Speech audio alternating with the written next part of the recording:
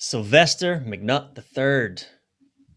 Sir, welcome to Men This Way podcast. It is a privilege and an honor to have you on, man. Thank you for saying yes. Thank you. Thank you. Thank you very much for having me on. I'm going to ask you a question that I don't ask often. Um, I don't think I've ever asked this question, but I love it. It's a great question, I think. Well, let's see. You tell me. uh, Sylvester, and you said that you nickname, so sometimes your friends call you Sly. So I'm a slide that right in there if that's okay, Sly. That was horrible. I'm sorry, man. Absolutely. Such a dad joke. I'm not even a dad. Uh, Sly, what's alive for you right now, man? What are you excited about? What's alive for you?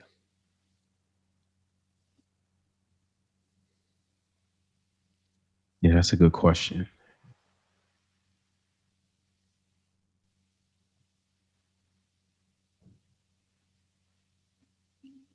There's a few things.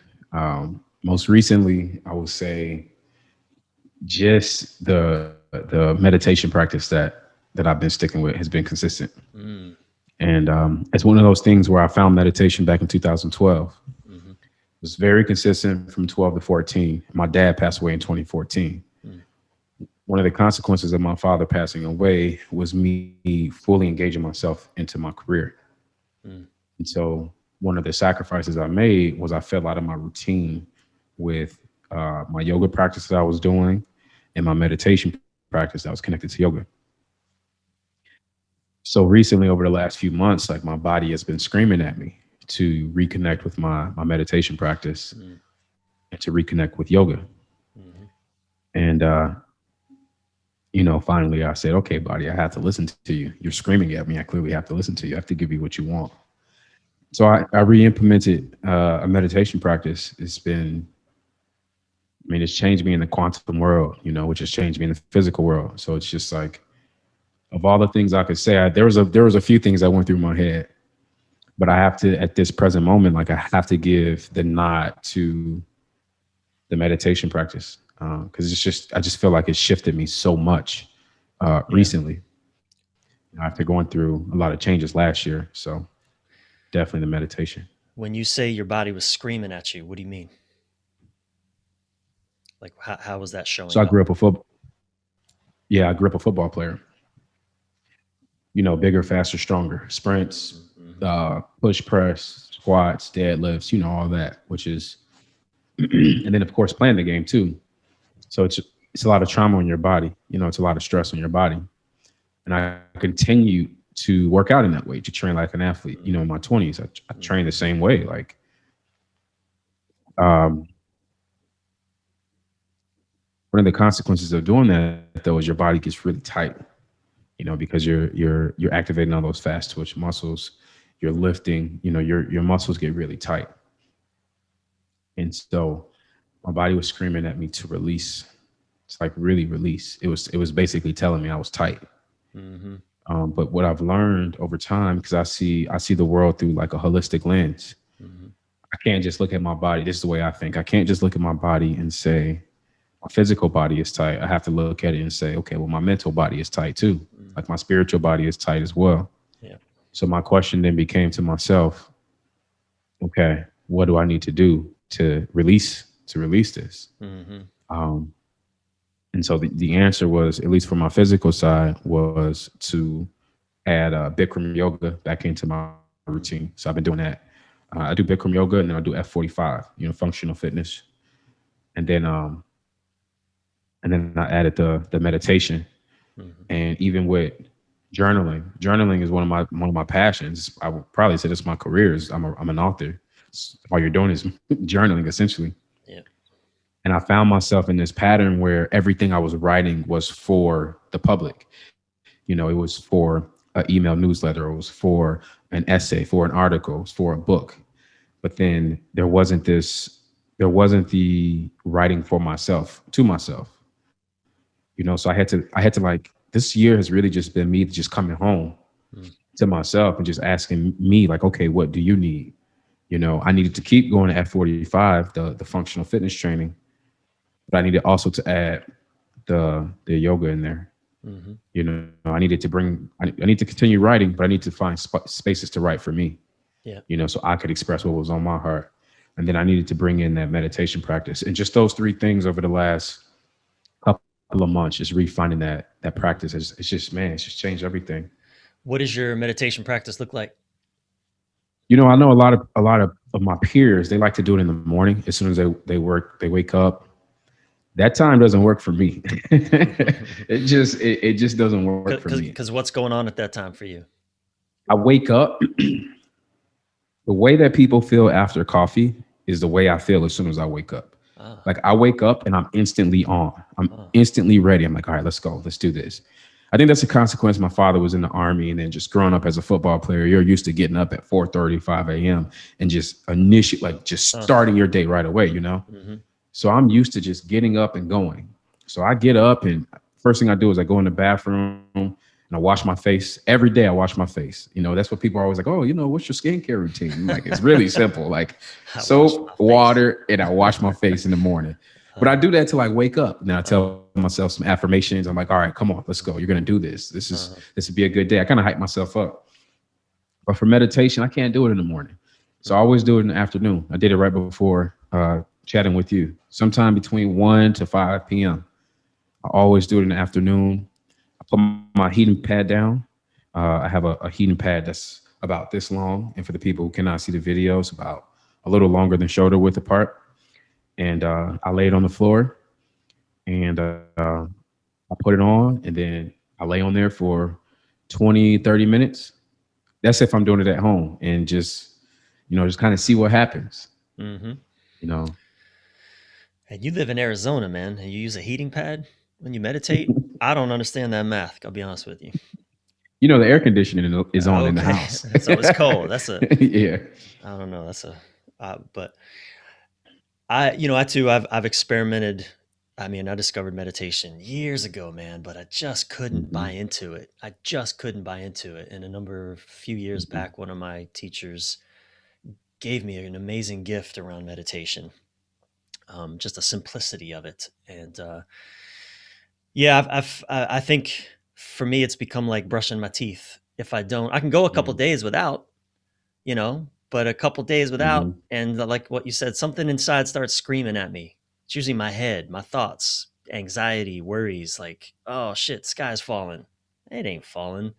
I just I haven't taken some time to just sit and be still Hmm. and enjoy Hmm. doing nothing. So thank you for bringing that into this conversation and bringing that alive here. I noticed one thing that as I was um, preparing for our conversation and diving into your work in the world, one of the things that I heard you say about yourself is that you are extremely disciplined. I think it was listening to a podcast episode about that you titled "The Lone Wolf." Oh Wolf yeah, episode, yeah, yeah. because that is an exploration near and dear to my heart, as I am a recovering lone wolf. Hmm. Yeah, me too. Yeah, yeah, yeah. And so I was struck by your um, in that episode you were talking about your need to be more influenced by the world rather than so in your discipline, so in your structured way of moving through the day, allowing yourself to be influenced by the world more. And yet I'm imagining also that if you want to really land a meditation practice, being disciplined is a healthy, helpful, let's say helpful skill to have. What would you say to our listeners out there that have experimented with meditation? They kind of know it's like it'd be something that's good for them, but they just can't make it stick. Don't understand why they're doing it. What would you offer to that person?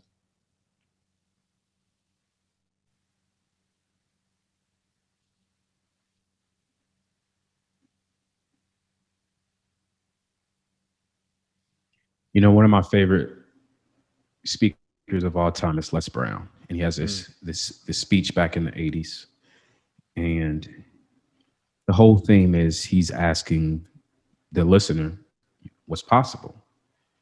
As we begin to talk about our lives and tell our stories, a lot of the times we We look at our limits, or we look at what didn't happen, what could have happened. We don't often talk about what's possible. Never really. We never really talk about possibility. And meditation for me helps me see what's possible in every way that you can imagine that. Mm, So if you're using a meditation, and that's the thing, I see meditation as a tool. I see it as something that's meant to be used. I've used it before to bring me an experience. I've used it before to try to process an experience. I've used it before to relax. Yesterday, when I did my meditation yesterday, I walked on a treadmill for about a good hour. I like to do walks outside, but it's summertime here in Arizona, so which I'm like, means you will okay. die within 2 minutes if you're not I'm careful. like, how do I get this walk in? Oh, I'll just walk on Uh-huh, the treadmill for now. uh-huh. So I did my treadmill for an hour, lifted for like 45 minutes, and then I went in there and did meditation for about 30 minutes. And I caught myself in the middle of meditation without even realizing it, just smiling and laughing.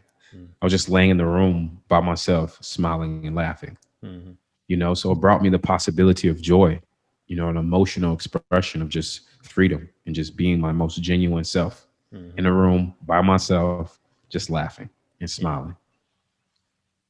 So if you're thinking of meditation, maybe not think of it like, hey, I have to do it Monday, Wednesday, Friday, and if I miss, something's wrong with me. Maybe just look at it as, this meditation could show me what's possible. So let me just not put pressure on it and not stress myself out about it and not judge myself as I'm doing it. Just let me just try it out for a yeah, few minutes. You know, yeah. I think that's key too. For a few minutes, it doesn't have to be a 30-minute or an hour-long experience. It can be 60 seconds, 2 minutes, just a couple minutes. that's more than enough. Yeah. 2 minutes is more than enough to allow your brain to make a change. 30 minutes. The only reason I can do 30 minutes is because I've been doing this on and off for 8 years. So I feel like I have I've worked up to that. At the beginning, I wasn't at 8 minutes. No way. Or excuse me, at 30 minutes. No way. Yeah, I yeah. was I was doing a few minutes at a time. Yeah, I find meditation is a great way. So I do practice it in the morning, and I find that it helps me get clear around what is life really calling from me today. It helps me really step into my day with clarity around what I'm going to give myself to that is worthy of my time and my heart and my skill, all of that, versus just a day where I wouldn't do that. I'm just often functioning in anxiety of all the have tos that I think I got to do. Hmm. So I can appreciate what you said about that. And I think one other thing that occurs for me in meditation is, you know, I think I wonder. I'd love to hear your thoughts on this. I work a lot with masculine and feminine dynamics and relationships, and one of the things that I understand about masculine expression, whether man or woman or in any being, is that it ultimately is wants to get to doing nothing, absolutely nothing. Like, I want to solve problems so that I can be free of the problem and I don't have to do anything about it anymore. I want to get to the end of the thing so I don't have to worry about it. I want to, whatever it is, I want to accomplish the mission so I can be fucking done with it already. But that's endless. There are endless problems to be solved. And even sitting for 10 minutes, oftentimes I'll just say this thing to myself over and over again. Isn't it nice to just do nothing? And I'll just sit, do nothing. And I'll tell you, Sylvester, often about 5 seconds before the bell goes off at the end of the meditation, I'll finally have a moment of, oh, yeah, this feels so good to do nothing. Like literally, man, I swear, sometimes it'll happen right before that bell dings. I'll finally hit that spot of, oh, yeah, this is so nice. I don't know. What's your experience with meditation as like just sitting and doing nothing? And because you've talked a lot about one of the things you've talked about is a slower lifestyle. I've seen in your work you've been drawn to Yep. this idea of a slow lifestyle. Well, what is that? But a moving in a sense towards a lot more nothing. I don't know. Maybe it's a stretch. What do you say? Here's the thing: is if you can say, that we try to solve problems so we don't have to do anything, then we have to accept that there's a duality there. That we're doing everything so we can do nothing. There's a duality. Those are two extremes. To do nothing and to do everything is two extremes, Yeah. right? So really, it's just a state of balance, right? Like Mm. I'm doing this to solve that, so I don't have to do anything related to that. Well, you're seeking balance. So what better way to find balance than to meditate? I love it. you know. I So like love that. perfect example of what you were saying is today I Mm. knew I had this chat with you at 3, and Mm. then I know that I have a men's group I'm in. We have a chat at 5, Mm. and it was about 2:20, and I was like, man, I should probably drive to the office now. I got to make sure I'm on time. So I started packing my bag, and then I just felt called to get in the shower. I hadn't taken a shower today. I'm like, oh, you can't leave the house like this. Like, you need to take a shower. So I'm in the shower, and it's like a lot of the times when we're getting ready to do things, what do? We rush, we push. We're like, oh, I got to do this. I need to do this. And we have this checklist of things we do. You talked about it earlier, the anxiety. Well, now, what are you doing to your nervous system? You're putting yourself in a fight or flight mode. Every time you do that, you can't heal. Your immune system shuts down when you go into fight or flight mode because it thinks you have to protect yourself. So my question is, how many points throughout your common day and your life are you doing this to yourself? I could easily rush out the door, but I didn't. I got in my shower. I actually put some lavender oil in the shower, and I sat down at the bottom and I smelled it. I did my meditation in the shower before I came over here, Oh, I love it. and Mm. I'm just sitting on the floor. It's hot water, and the number one thing I kept saying to myself is, I have time. Mm. Because initially my body was telling me like, okay, you need to go. You can't be late. You can't be late. Yeah. But I told myself, Mm. I have time. I have more than enough time. Mm-hmm. Walked to my car, took my time, like wasn't looking at the clock, wasn't obsessing. Because here's the deal. Me and you have a relationship. Our relationship is this very exact moment. And everything that I did leading up to this is going to come into our interaction. In my work, I talk a lot about energy. So the energy we exchange is going to be the consequence of everything I've been doing for the last 2 hours and that you've been doing for the last 2 hours and even further. Yeah. So my question is this: who do I want to be when I come to this? Well, it's possible that I could be 100 different Sylvesters. If you interview me tomorrow, Yeah. I might be the rah-rah captain of the football team. Let's go. You got to do that. That might be tomorrow's interview. Yeah. Well, if you've interviewed me the following day, we might talk about I'm a dad. We might talk about fatherhood the whole time. Yeah. Yeah. You never know. It's like you're so different. So to me, my conscious choice was my body needs to rest before I do this chat. Mm-hmm. And now that I'm in the chat with you, I feel like it was literally the perfect choice. Mm. Feel like it was the Yeah. most perfect choice. And that to me is like the power of meditation. It can give you so many different possibilities. I'm really resonating with what you're saying. As I looked at my day today as well, I have a particularly busy week. Sylvie, my lady, who, by the way, I want to give a shout out to her because Silvy Khoucasian, she made this connection between you and I. And Sylvie has brought just endless good things into my life. And good men is one of the gifts that she has brought me a number of times. So I just want to honor her Love in to hear that, in man. I this. love to hear that. And so I'm looking at the day today, and I had two interviews with you and another man that I was been really looking forward to and really want to be present for and really be in and not just phone in. I take these conversations Right. seriously, man. I mean, these are wisdom conversations, which means I don't really know what we're going to talk about exactly. We're going to ask some questions and get out the way. And so as I'm looking at my day, there's a part of me that, as an entrepreneur, man, our work is never done. It's never Right. done. There's always something else. There's always more. It's always endless. When I die, there will be so much work left to be done. But I'm looking at the day and I'm thinking, man, I have these two conversations today.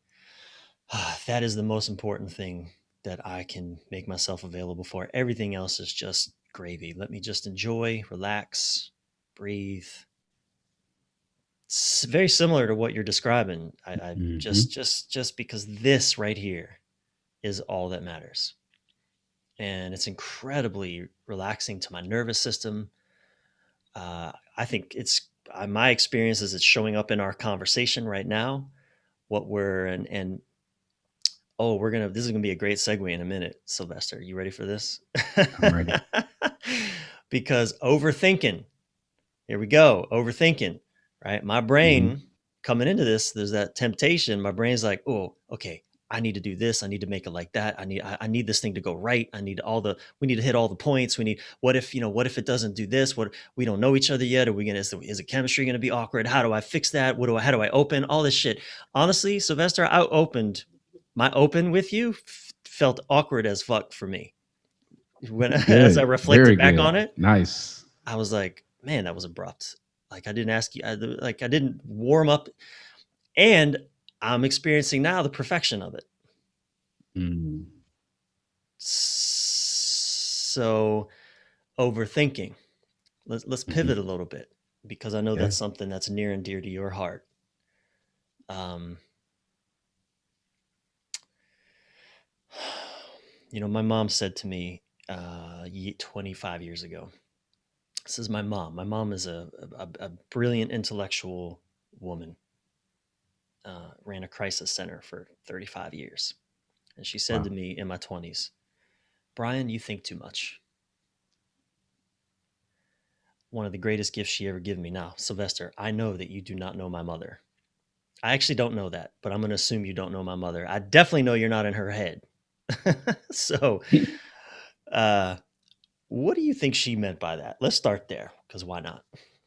Bryan, you think too much. What do you think she meant by that? Or yeah, we'll just start there and see where that takes us, just for fun.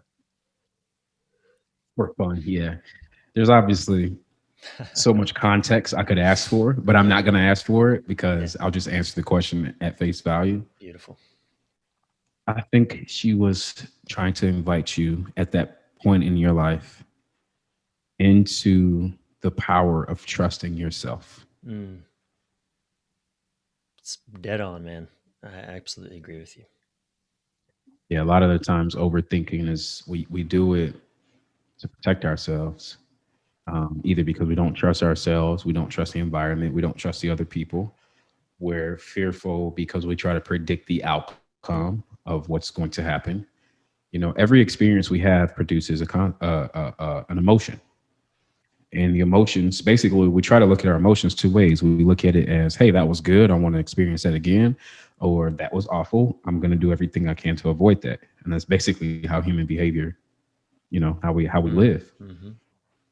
And so we use overthinking as a tool to our advantage. At least that's what we think we're doing, to put ourselves in situations that will predict more of the stuff we like and will keep us away from the things we hate. So for example, if you ever catch yourself saying, someone invites you somewhere and you say, oh, well, who else is going to be there? Mm, It's a yeah. harmless question. It's an innocent question, and I'm guilty of that. I pretty much always ask that question. Uh-huh, uh-huh. But the reason you're asking that question, you have to Yeah, ask yourself, why are you really asking that? yeah, Like I'm inviting you somewhere, yeah, right? I'm saying, hey, come share time with me, come share lunch with yeah, me, yeah. come share energy with me, come whatever it is. Mm, And you say, well, who else is going to be there? mm, What you're really saying is, I'm potentially afraid of this situation and I need more information. mm, Can you help me with the information so I can make sure I'm making the right quote unquote decision? mm-hmm. That's really what you're really saying. Yeah. Because when you trust yourself and you trust your environment and you trust your ability to trust your intuition and your senses as you're in spaces, hey, you want to go grab lunch tomorrow? Yeah, absolutely. What time are you thinking? There's a completely different energetic response.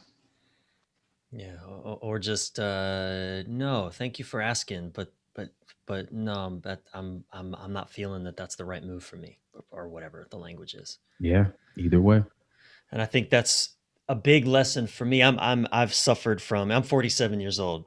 Um, I don't know what that means, but I have had a long experience of like I'm a bit of an experience junkie.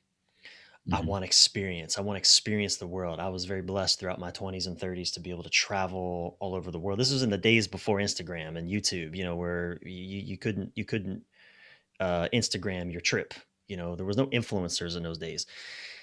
And so I was always one adventure leading to the next. And I think that question really loomed large in my mind. Well, who's going to be there? Which caused me nothing but fear for the most part, because fear that the wrong people are going to be there. It's going to fuck up my flow. Or fear that if I don't go to the thing, the right people are going to be there. Like the right people are going to be there and I don't go. Right. And that's going to Right. fuck up my flow. Yep. So Yep. it's like, talk about, again, overthinking.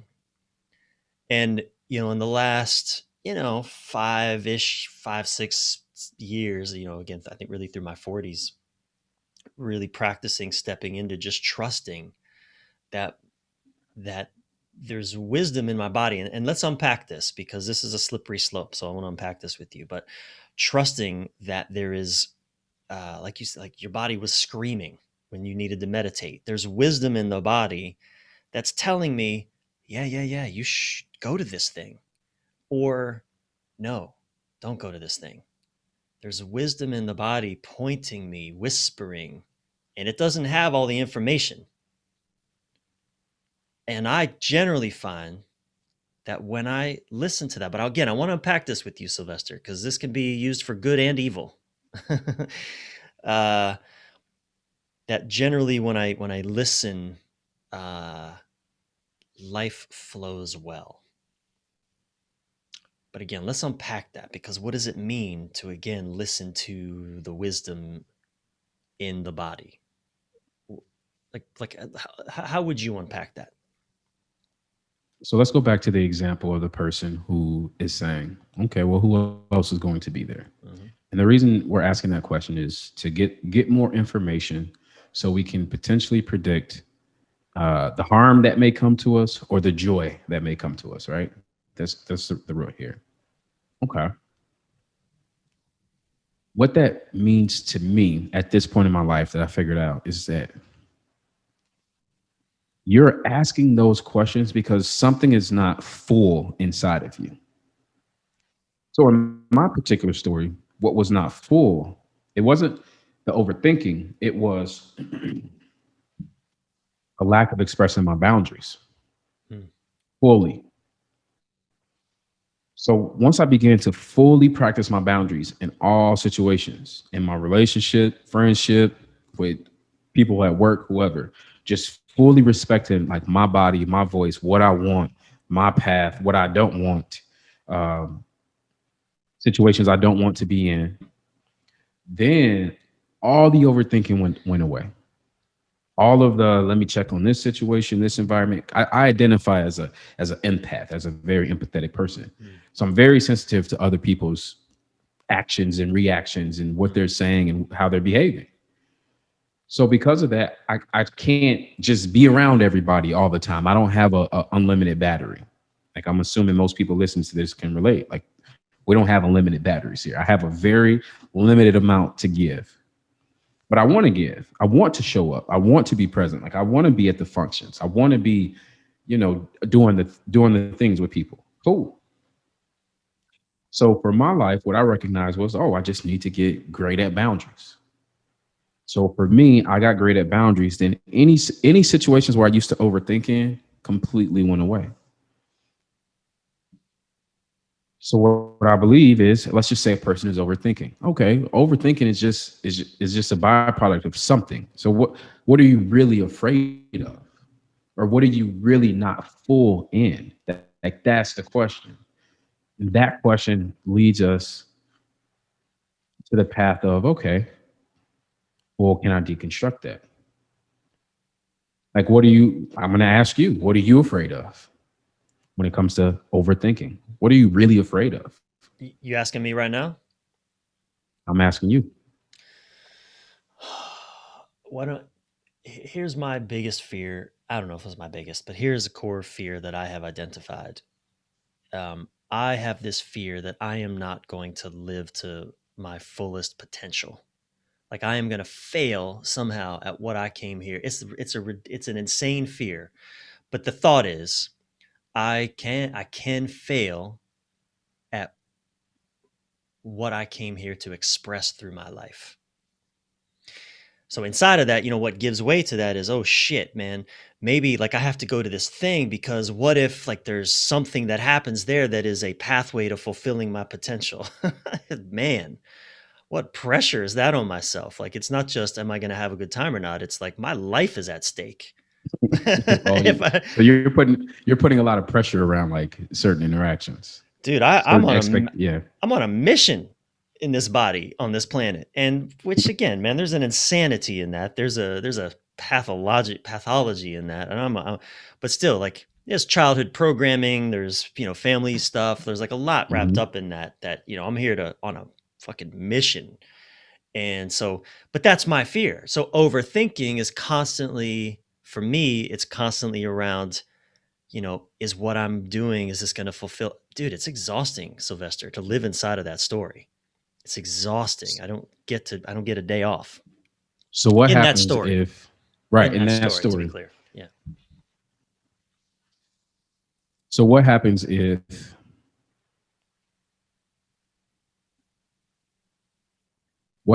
you were able to reimagine that story, retell that story? Well, fortunately, I am able to reimagine and retell that story. I am able to relax that story. Um, and I get my life back. Ironically, I get my life back when I retell that story. That's the irony, is I think inside of that story, I'm always thinking my life is over there. It's somewhere, it's not here, it's over there. Mm. And when I release that story, oh man, here I am again, actually in my life, living my life, fulfilling the simplicity that is my life. And what happens if you do fail at the thing? Like what if you fail like pretty bad? What Yeah. really happens then? Yeah. Um,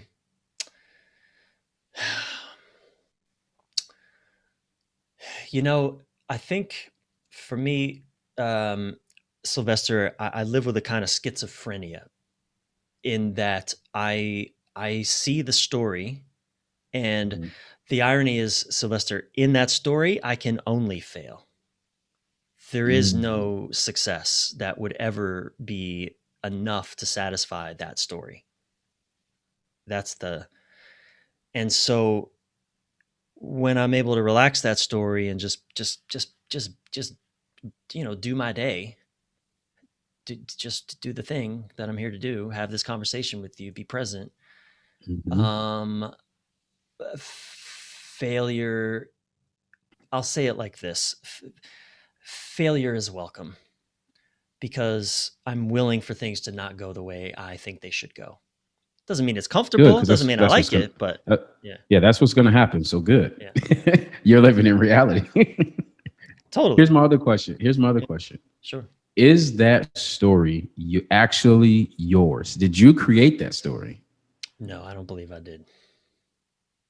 No, not for a second. Yep. And that's for most of us. That's where. So I have this new book coming out. It's called Loving Yourself Properly. And the very first chapter is called Shame Based Thinking. Mhm. And so it goes through this entire framework about shame based thinking. And if you listen to people talk, most people that you listen to, even the people listening to this podcast, if you listen to the way most people talk, most of us talk with shame Yeah. as the leader of our stories. We often tell people what we're not good at. Even, hey, you just made pancakes for your girl, for your wife, for your husband. You go take them the pancakes. Hey, I hope you like these pancakes. Yeah, I didn't have any blueberries, or I didn't have any butter, or I cooked them too long. Even the way we do little things like present food, we add Mm, shame into it. mm. It's like, why not just walk up to the person and say, here go your pancakes, baby. These are the best damn pancakes you're gonna have all day.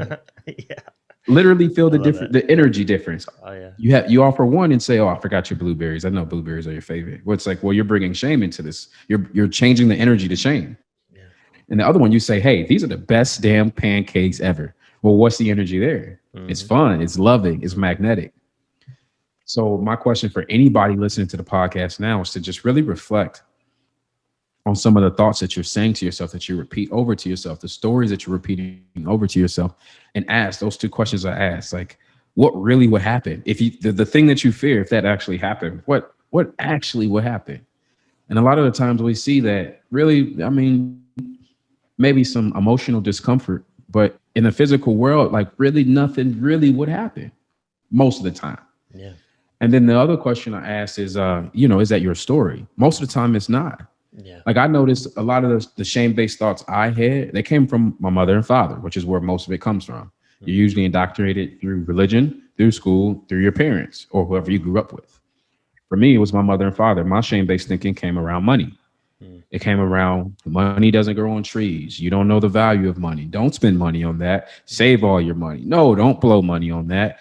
So it was a limiting belief system around money. And I experienced that when I wanted to quit my job, my corporate job in 2012.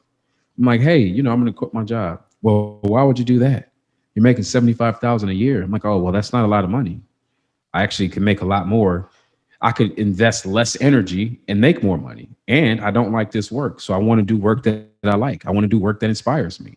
I want to do work that there's like a conscious capitalist side of it where, yeah, I understand I'm exchanging money for goods or services, but I want to make sure that people are getting value and getting helped. And the products that I'm selling now, I feel like I'm actually hurting people. So I wanted to make an energetic switch for how I was making money. But to them, to my people, they just saw it as you're throwing away $75,000 a year, which is not security. Mm-hmm. Not here to shame anybody who makes that much money right now or less. But the way I saw that for myself, I'm like, oh, this is not security.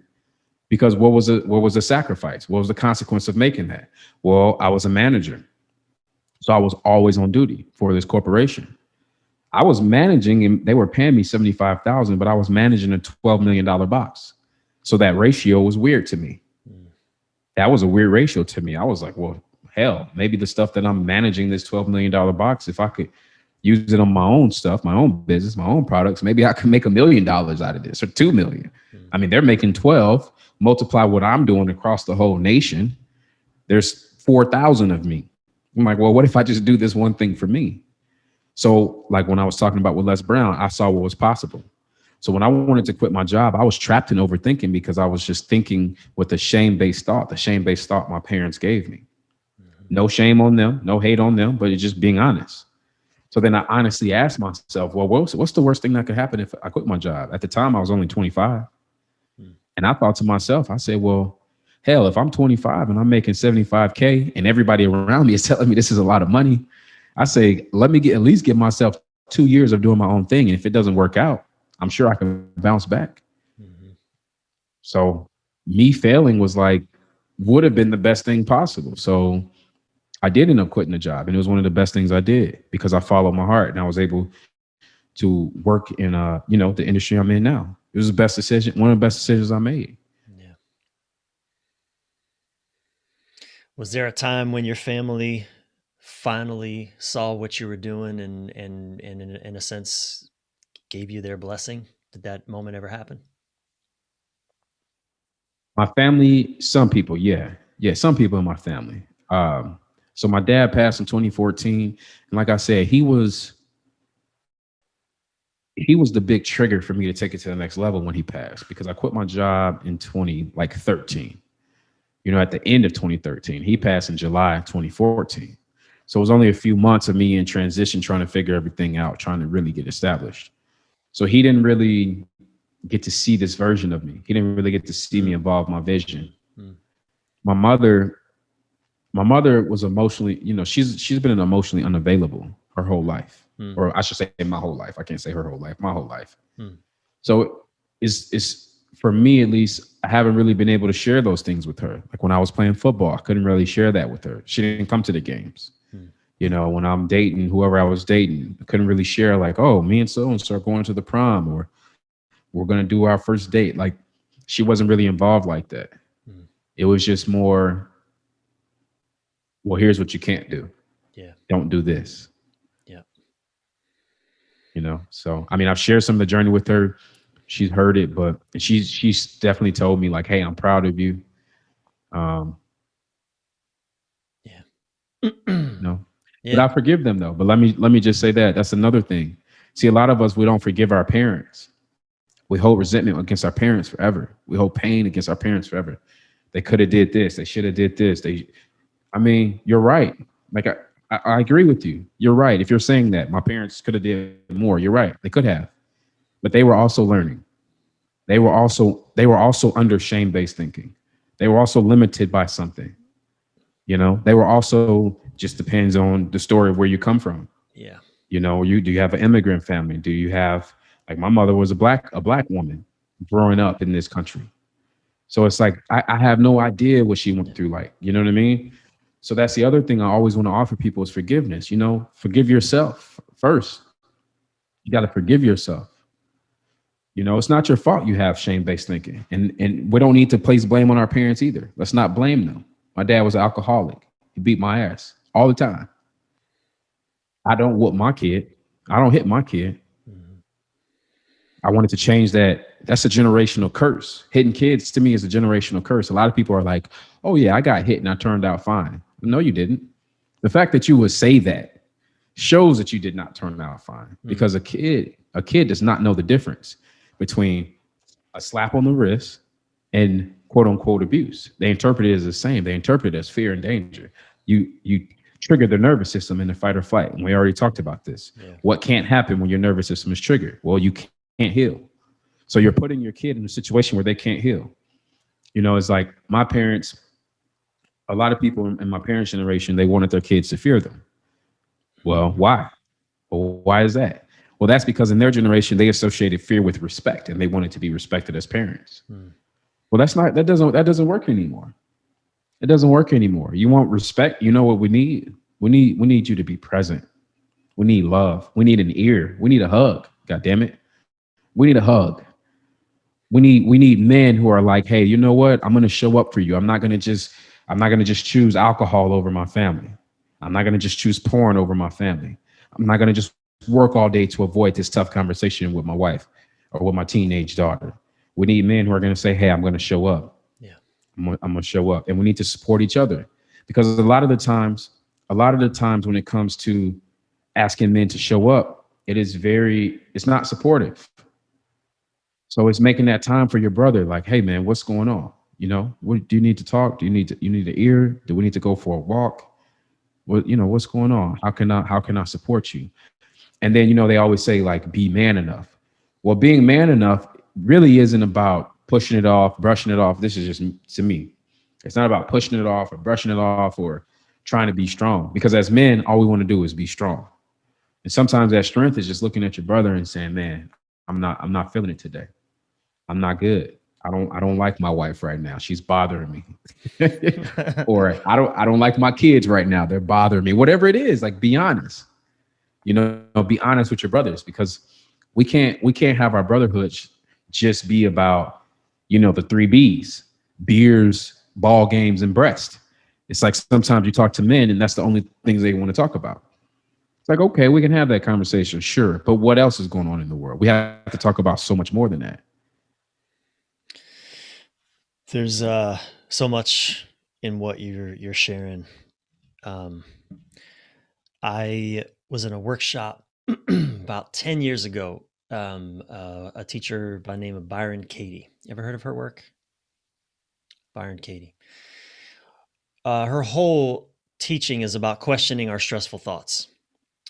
And I was in a workshop, about 300 people, about 10 years ago, and there was a black woman in this workshop who I saw. So just 9 days, Sly, just 9 days of questioning our stressful thoughts. That's all we did for 9 days straight. And I saw this black woman about halfway through. She had this moment of epiphany. She, and this is what she shared with all of us. She shared that she had beaten her two children, her black children, and her rationale for it, she beat them because she knew the world was going to beat them. So better she teach them how to take a beating because the world's going to do it anyway. So in her mind, she had been teaching them to take a beating by beating them herself. And the moment that popped for her, I heard a cry out of her. Her whole being wailed in a way like I've never heard anyone wail like that before.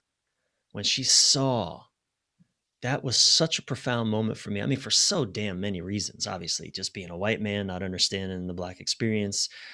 Also just understanding, honestly, an ex-girlfriend that I had. I heard through this Black woman speaking. I finally heard an ex-girlfriend of mine, all the things that she had been wanting to tell me.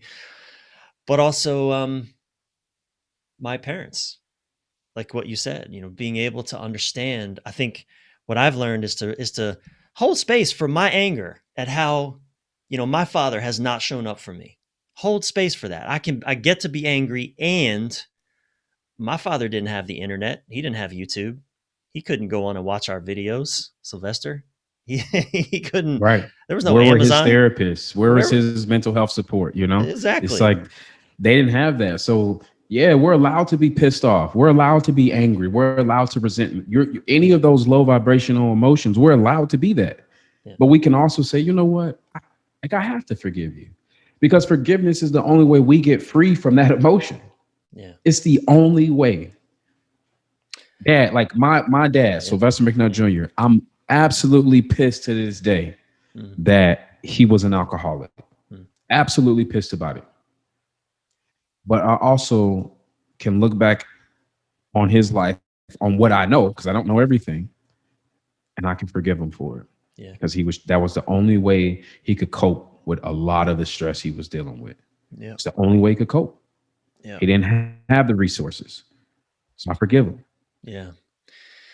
I I really believe that, and I see this change, man, a lot. I really believe that so much healing will come in the world from men just being present with their children, and I see that in men of my generation, of our generation. I really see a sea change happening in the way that men are being learning to be present for their children in a way that our parents just had no clue about. And I'm very reassured by that. um, how old is your son? May I ask? He is 17 months. Oh man, 17 months. Wow. This is your only child so far? Yep, yep, yep. Wow. How is that for you? Man, it's been crazy.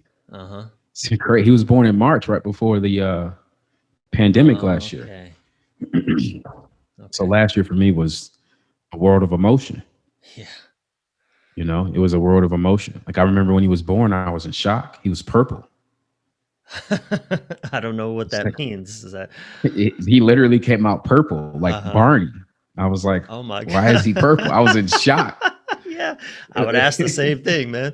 Why is my son purple? What's happening here? What? No one told me about that. But he was okay though, or was there something Yeah, he actually was. happening? Or No, he was fine. It was crazy because just a few hours later, he was brown. But when okay. he came out, the man was purple. Wow.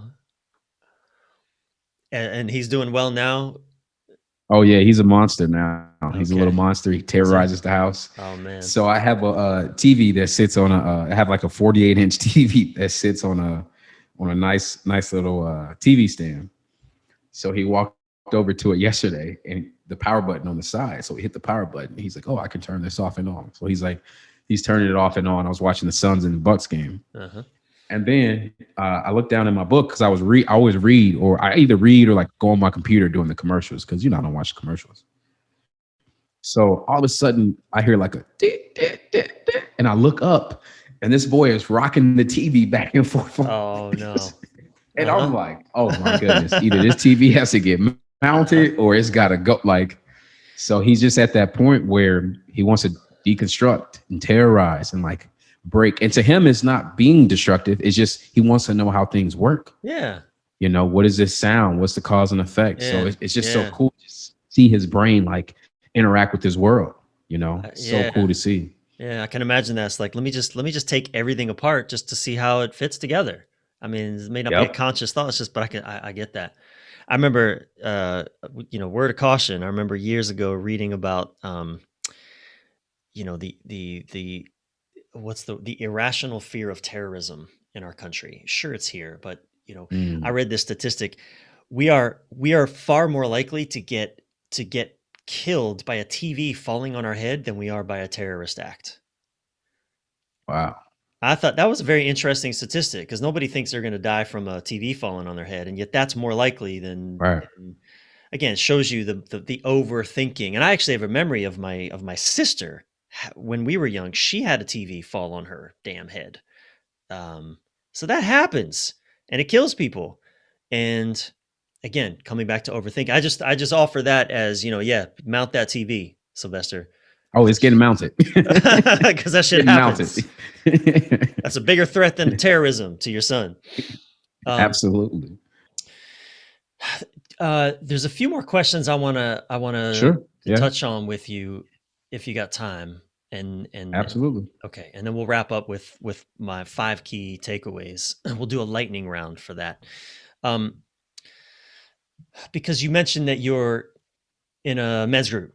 I also been in men's groups for many years, and I'm in a men's group of just what are extraordinary, beautiful, heart connected men, and we do battle in that group, but always respectfully, with so much love.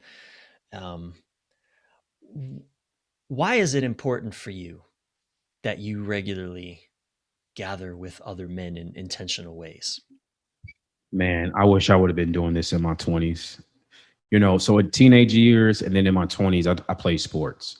Hmm. So there you are always around men, but it was That's right. more like, when they use that phrase toxic masculinity, I hate that phrase, first of all. Me too. But I'm not a fan. I, I hate it. I absolutely hate it. But playing sports is toxic masculinity for sure because it's just Yeah, I understand what they maybe mean by it, but yeah. yeah. Maybe now it's evolved a little bit. But like, so I started playing football 1999, and then to 2003 in high school, and then in college.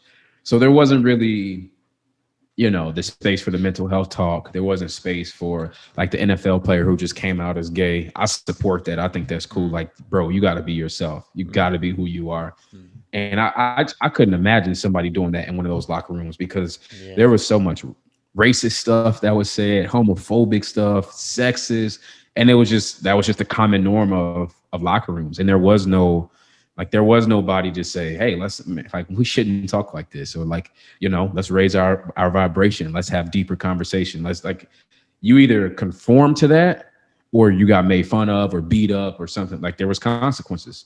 So I feel like the sports world now, and obviously I'm not in it as a professional or as a collegiate athlete anymore now, but I feel like from the outside looking in, it's probably better than 15, 20 years ago, which is the point of humankind. We should be evolving, right? Every Mhm. 20 to 30 years, we should evolve at least a little bit. And so I don't know how potent the men's group would have been for me in my 20s, but I at least I feel like I needed it. And now in my 30s, I 100% will never leave. Yeah. Like I cannot not have a men's group because Yeah. just as things happen in relationship, with the kid now, and as an entrepreneur, as a business person, just as a man, just as a human, a lot of the times, especially when you have shame-based thinking, you have shame in your body, you want to metabolize all of your experience by yourself on your own. And this individualistic mindset that we have here in America, it really keeps us out of being witnessed in like a potent community. Mhm. And so what happens?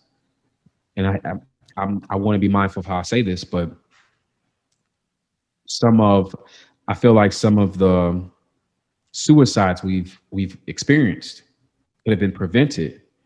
I'm not saying if it would have made the problem go away, but sometimes just other people witnessing your problem can make you feel loved. Can make you feel at home. It can make your problem feel smaller. Just for other people to say, "Yeah, I went through that. I went through that, and I got through that." Oh, you went through that? You got through this? Well, what did you do? How did you recover? What did just having that space to share what you're going through. I think about people going through breakups. I think about just people getting COVID, getting sick, breaking a bone. Do you want to deal with all that on your own? I don't. In Yeah. my 20s, I did. I was a lone wolf. Mm-hmm. I was a lone wolf. I'm like, oh, I'm good. I'll just rub some dirt on it and go lift weights, and I'm good. Don't worry about me. Oh, Yeah. I'll just go make some money, and I'm good. Yeah. That's our conditioning as men. Yeah. Let's make ourselves strong. Well, how do we do that? Well, you have sex with a woman, you make money, or you go lift. You know, those. That's how you make yourself strong. That's what at least that's what they teach us. But it's like Mm-hmm. strong is like also sitting with this group of men that I'm about to meet with in an hour and just say, when I report to them this week, I'm feeling really good. So I can let them know like I'm great. Yeah. But there was a time I had to report 2 months ago. I was down and out. Yeah. I wasn't well. I was hurting. Yeah. And I was able to go be witnessed by these men. And literally all they said was, we have your back. Whatever you need, let us know. I'm here to support you. Yeah. They didn't fix the problem for me. They didn't change anything. They just said, I'm here for you. Yeah. And that was enough. You know, so anybody listening to this, if you're not in a men's group, create one right now. Contact 3 or 4 of your friends. Just set the tone. You know, you got to set the tone.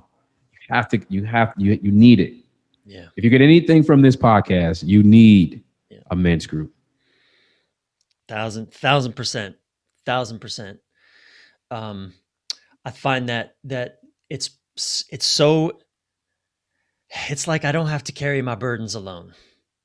When I share every men's group I've ever either been in or run myself, I don't care who these men are.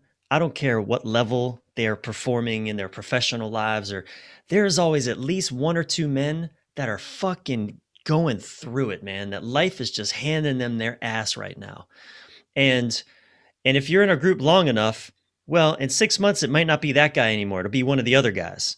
But like all of us at one point or another are going through it, having our ass handed to us, if we're being Yeah, and it honest will be about it. you. It will be you at one point. It will Absolutely. like I know it will be me, you know? And that's the thing is when that happens, do you want to do it alone Yeah.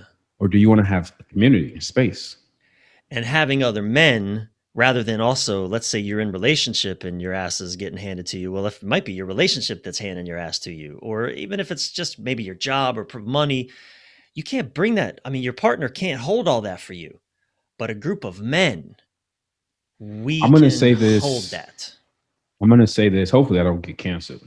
But if you guys do cancel me, come to Arizona and cancel me in person. I want to see that, you know? Uh, Uh, I don't think this is coming from a heteronormative, heterosexual view of the world. That's what I am. I just can't imagine the emotional side of everything that I share with my men's group for 90 minutes every Tuesday, and then again another 90 minutes in a different group every Monday. I am emotionally available with my woman. We've been together 6 years. We have a kid together. But it's much easier and much more comfortable to share with men, especially me being a heterosexual man. In the groups that I'm in are heterosexual men. So there's a lot in common. I just find it so much easier and more natural to share.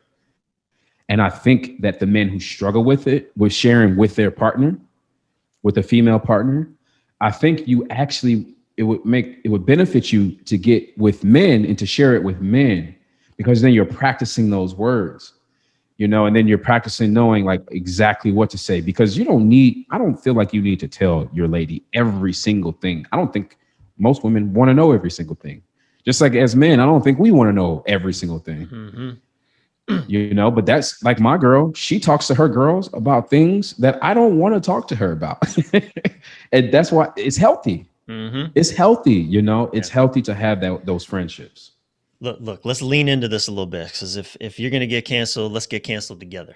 All Okay, right. let's get canceled. Let's go down with this ship together. But no, I think here's what I figured out. Here's what I believe happens in a men's group that is it's I believe in containers. The relationship with your woman, with your spouse is a container. And inside, like your Yep. bedroom is a container. In the bedroom, you should rest and make love. That's about it. Yep. In your office, it's like you don't do work in your bedroom. That's not what the container's for. So your relationship with your woman is a container where you should both feel nurtured, nourished. Sure, the conflict is going to arise, but you should be able to navigate that conflict in ways that is gentle and reassuring to each other that helps each other to feel safe. We men have a certain intensity.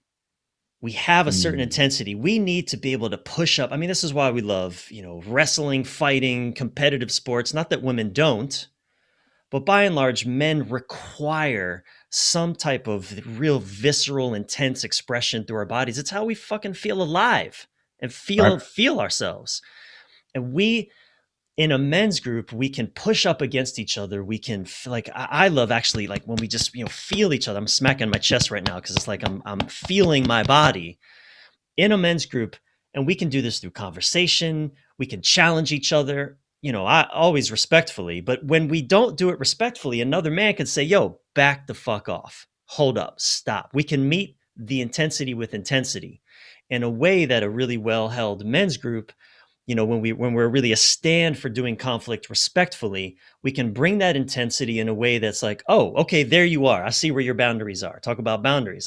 There you are, here's where I am, here's where you are. Okay, good, I know where I am. It's like a weighted blanket. I know where I am and I know where you are. I feel safe now because I know where everybody is. I know where I am in my place here. And if I'm doing that with my woman, that's going to destroy the relationship. That's not what that relationship is for.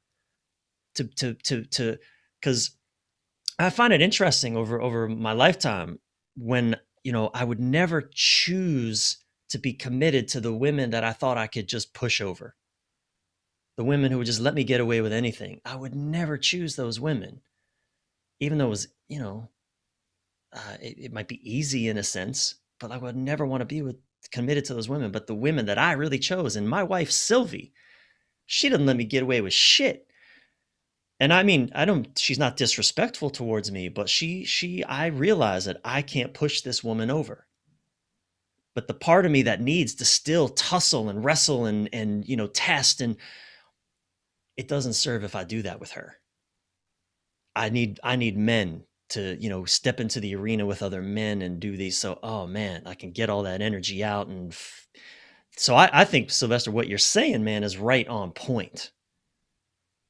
We need each other because if we don't have each other, we're going to take the need for that intensity and even that sort of healthy, battle into our intimate relationships. And it's going to fuck it up. I second everything you just said, word for word. Yeah. So I'm excited for you, man. I'm glad to hear that is a regular part of your life, and I really hear your commitment to it. And I love that this came up here at the end of our conversation. And I want to wrap up with what I call the 5 key takeaways. And I want to say, just, it's been a privilege and a pleasure to talk with you, man, to dive deep with you. I feel like this has been a meditation. I've enjoyed this. And I'm going to have to tell my editor, don't take out those pauses that Sly went into when I ask a question and he closes his eyes and he pauses and really allows inspiration to land. Don't take out those pauses, editor, because that's important. I see you. I see you, man. And I feel you and I Thank you. appreciate. Yeah, those are genuine to my process. I know it. Yeah. I know it. Thank you.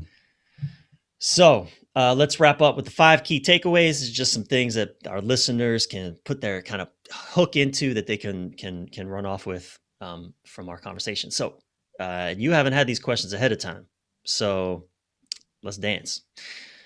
Number 1, key insight. What's the one key insight that you would offer our listeners that you believe can make a meaningful impact on their lives because it has in yours? Examine the stories that you're telling yourself. Why am I telling myself this story? Is it really true? Is it all the way true? Is it halfway true? Where did it come from? Did it come from society, a parent? Where did the conditioning come from? And then do you have to hold on to it? Beautiful. I love it. Examine the stories. So valuable, so important. Number 2, key mentor. Name another man that you've been inspired by, living or dead, that you would recommend our listeners to learn more about.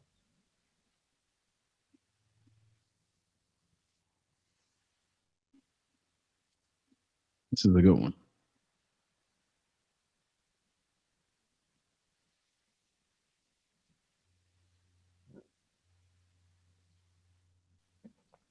I think the first man I want to talk about is my father. Mm. He was a United States Army guy.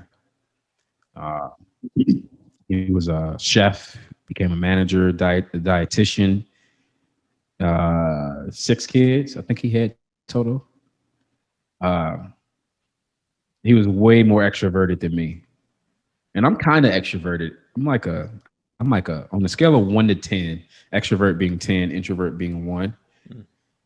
My range is like 5 to 7 ish. Mm. I'm never quite the level 8, 9, 10 extrovert. He was that, and he would always remind me, life is short. Live your life. Live your life. He literally would say this to me all the time. Life is short. Live your life. Live your life. Do the things you want to do. Don't wait for permission. He would tell me that. So I wanted to share that. Someone whose work, quote unquote, you could dive into would be my therapist, Francis Weller. He's Is your therapist Francis Weller? You lucky man. I love Francis, the author of Wild Edge of Francis. Sorrow. Yeah, Oh he's man, incredible. oh man, my envy level just shot up. Yeah, I he's incredible, love him. man. Thank you for bringing him into His work this. is incredible. Yeah, Wild Edge of Sorrow. He yeah. has a program called Healing Shame. He has another program called the Alchemy of Initiation, which talks about initiating groups. Hmm. Um, love his work, man. I Oh, I'm love a it. fan. I'm such a huge fan. Yeah. I'll give you one more though. I really like Joe Dispenza right now. I really Oh, like yeah, Joe Dispenza's work. Yeah, yeah, he's good. I like Joe Dispenza's work. I like how he talks about um, how you can change your life with your thoughts. I really yeah, like that work, changing your life with your thoughts. But his work is practical. It's not just like, oh, if you just look at this star, everything, yeah. you know what I mean? It's very Oh, practical. yeah. I like that. Yeah. His book, Breaking the Habit of Being Yourself. Oh yeah, I like that Oh one. man, that book. I mean, I've read a lot of life changing books. That's one of them. Yeah, I like it because he invites you to be nobody. Yeah, So be no. that's It's like because you're telling yeah. yourself, "Oh, well, I'm this person, I'm this person, I'm All this right. person," and it's Yeah, like, well, I what if know. you were nobody? I know. What a It's title! like, wow. Breaking the Habit of Being Yourself.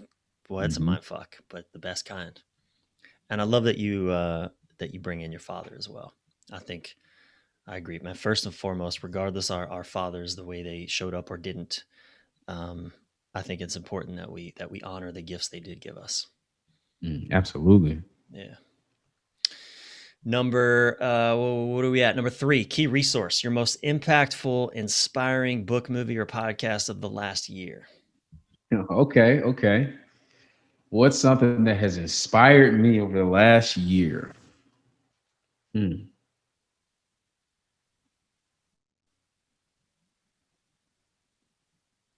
I got to go with "Sober Curious" by Ruby Warrington, and Okay. yeah, I'm actually sober right now from alcohol. I've been intentionally doing this. I have a little app here that tells me like how many days. Let's check in. Let's see. And what was I haven't checked alcohol? it in a few weeks. Did you identify as an addict, or you just are just wanting to kind of just take it out of your life altogether, or experimenting with that? No, never been an addict. I was drinking some Sauvignon Blanc, which is my favorite wine. Mm. So I'm 105 days free from alcohol. What do you I was notice? drinking some Sauvignon Blanc. Oh man, I'll tell you. I'll tell you. So and Yeah. then like my son came up to me. He's just sitting there and he's just looking at me, with his curious eyes. And he's like, "What are you doing?" And so I started explaining it to him. I said, "This is wine. It's grapes fermented with Uh-huh. some sugar." I'm explaining the whole process to him. Uh-huh. And then after I explained the process to him, I tried to drink another sip of the wine, and my body was like, "Nope, Mm. no mas." My son, so I'm black. My son is his mom is Mexican American. Mm. So my son is Blaxican. He's black and Mexican. he's Mexican. Uh-huh. So we talked to him in English and Spanish. And then he was looking and he pointed at it. And I just said, no mas. Like, I'm not drinking anymore. Mm. And then I set it down. And it was just an it was an instinctual like reaction to that moment. What has happened for me in 105 days? Complete mental clarity. complete mental clarity. Mm. Obviously, less calories, way less calories. Hmm. So less calories consumed, better sleep, mental clarity. I feel like I have more power and control because I've been out several times, been out to dinners. I even went out to the bar with some friends, and it's just like I told them ahead of time. I set my boundary ahead of time. Hey, I'm going out with you guys, just so you know, I'm not drinking. So Hmm. don't because you know how you go out with people and they're like, oh, I'm gonna get you a shot. I'm gonna do it. And it's like, Hmm. I know you're doing this out of love and I Hmm. appreciate that, but like, Hmm. no, don't do it. So I Yeah. just set my boundary ahead of time. In psychology, they call that priming. So I just primed them ahead of time Hmm. to let them know I'm not drinking. Don't buy me a drink. Then I followed through with it when I was there. And now it's at a point, it's been 3 months. So they just know. Mm. You know, like we're planning my birthday coming up here, August 23rd. I'm a Virgo. We're planning a guy's trip to Miami. And they already know we're even going to go on Miami on vacation. I'm not drinking. Mm. So don't even offer it to me. Yeah. No, I was never an alcoholic. I just I just my body was screaming at me. I'm gonna Yeah. listen. Yeah. Beautiful. The name of the book is Sober Curious. Sober Curious by Ruby Warrington. Okay. Great. And for our listeners, all of this will be in the show notes at bryanreeves.com/mend this way podcast. If you can't write this down or you're running or driving or something, Bryan with a Y, reeves.com/mend this way podcast. It'll all be there. Two more. Key investments in the last year. What's the best thing you spent money on under $10,000?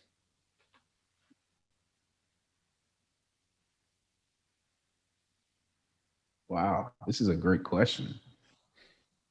Hmm.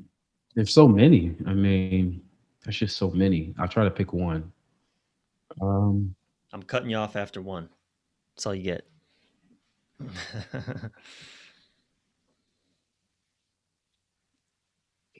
let's just go with. I'm gonna go with a thing. I'm a tangible thing, but just all the stuff I've been able to buy for my son. Mm. You know, the little tykes football and the books, his clothes, you know, just the basic stuff for his life. Like just to be able to do that, I'm grateful. Like I'm just so grateful to be able to buy this guy stuff and like get his the strawberries he loves and like Mm. get his food. Just to be able to buy him things, it really has been a great investment for me. It just feels so good. Okay. So just feeding your son, nourishing your son Yeah. in all the Yeah. ways that takes shape. Yeah. It feels good. Beautiful. Last one, key practice. Please offer one consistent practice, spiritual, creative, personal, or relational, that has served you well and that you challenge our listeners to take on for just the next 7 days. Yeah. Don't take no shit.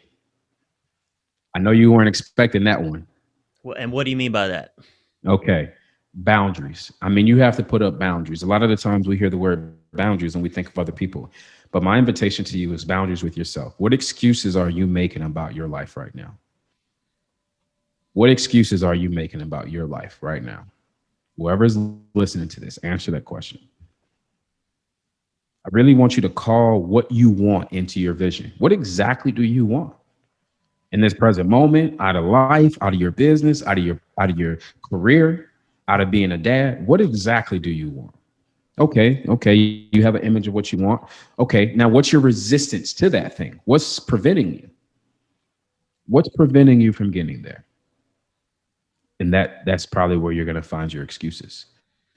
And I don't want you to take that shit anymore. I don't want you to give yourself those excuses anymore. I don't want you to give yourself those excuses anymore. Oh, I want to lose 20 pounds. Okay, sure, you can do it. Or I want to gain 20 pounds. Sure, you can do that. Well, I'm never gonna, but because no. What did Les Brown tell us in the 80s? He told us it was possible. But how are we gonna do it? What's the tangible vehicle that will get us to what we want? It's our boundaries. It's the ability to say no. I have to say no to that because that is not in alignment with exactly what I want. It's not in alignment. I have to say no to that. Or I have to say yes to all of yes, give me all of that. I'm saying yes, please, because that's in alignment with what I want. Like I came on this podcast with you because I get asked to do interviews every day. 99% of the time I say no.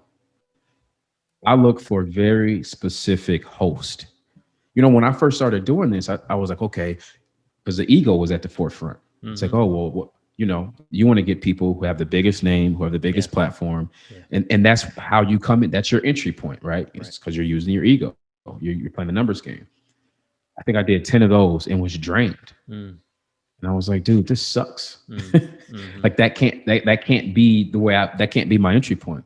So I switched my game up to I need to look for a specific host because it's an energy exchange between me and you. I Yeah. need to look for a specific host because even if nobody ever listens to the podcast, I want to know that I at least made a connection with the host. Yeah. And when I switched that gave me a better connection to not only my own podcast but to Yeah. coming on podcasts. So that's what I mean by ask yourself what you want. There was a certain experience that I wanted. And I said, no, I'm saying no to 99% because I know exactly what I want. So boundaries, Yeah, that's boundaries. powerful. That's powerful, man. I hear that loud and clear. And what I also heard in that is, if you're still saying yes to what is actually a no for you, well, I guess maybe you need to do that a little bit more until you get the lesson that saying yes to what's really a no doesn't serve you. Yeah, you need to suffer. That's what you need. Honestly, Yeah. like Yeah. you Yeah. need to experience that suffering and you need to experience that pain. It's like I remember I was in a toxic relationship. I've only been in one very toxic relationship. We're both toxic. And I Mhm. remember I was going to my therapist and I'm just like asking her, like, well, she does this and she does this. I was 23 at the time. I was very young. Like she does this. And I'm just blaming her, victim mentality, da da da da da. My therapist goes, well, how long can you survive? And I was like, well, what do you mean? She's like, you've been coming here for 3 weeks complaining about this woman. How long can you survive being with a Mhm. woman who's not in alignment with you? Mhm. And I was like, shit, Mhm. I can't survive. I Mhm. can't even, like, I'm dead right now. Like in Yeah. your office right now, I'm Right. dead. By you asking me that question, you made me realize Yeah. I'm dead. Yeah. I'm not here. Yeah. So in order for me to be alive, I have to say no to every woman like her that brings me out of my purpose, out of my healing, out Mhm. of my happiness, right? Out of my energy and into whatever she was inviting me to. Yeah. So that relationship ended because I said no. So I remember going home and I wrote on a piece of paper. I'm like, these are the exact, I literally wrote my boundaries out. I'm like, nope, this is the type of woman I will never deal with. I'm not even negotiating with you. And then this is what I'm open to. 2 years later, the girl that I'm with now, we've been together 6 years, got a beautiful son with her. We have a great, healthy relationship. She was basically what I wrote down on that paper. Yeah. Yeah. I love that. When you say no to what is a no, you make space for what is an authentic yes for you. Well, this was not a lightning round of the 5 key takeaways, but it is exactly what I am thrilled it would have wanted it to be. So thank you. Um, Sly, where can our listeners learn more about you? Well, my real name is Sylvester McNutt III. If you type that in on the internet, you'll find me. Yeah, you are not hard to find, man. You are showing up big and beautiful and powerful on the internets, man. I'm so glad your voice is activated and reverberating through the world. We need your voice. Keep at it, man. I'm honored that you said yes to coming on to Men This Way. It means a lot to me. I do not take that for granted. I appreciate you, and I'm just excited to watch your journey continue to unfold. Thank you, Brian. Thank you.